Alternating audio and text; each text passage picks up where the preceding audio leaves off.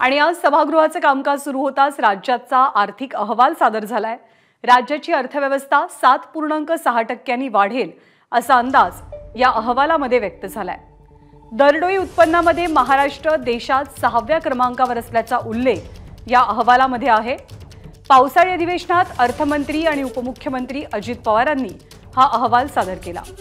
विधिमंडळाच्या अधिवेशनाच्या पहिल्याच दिवशी हा आर्थिक पाहणी अहवाल सादर झालाय।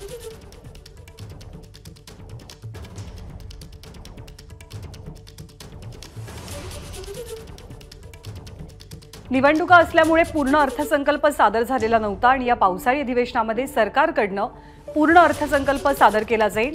निवडणुकांपूर्वी सादर होणारा हा अखेरचा अर्थसंकल्प असल्यामुळे या अर्थसंकल्पाकडून मोठ्या अपेक्षा सुद्धा आहेत, पण त्यापूर्वी राज्याचा आर्थिक पाहणी अहवाल अर्थमंत्री अजित पवारांनी आज सादर केला।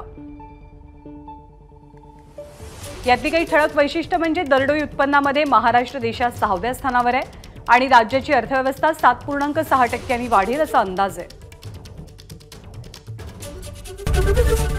एबीपी माझा, उघडा डोळे बघा नीट।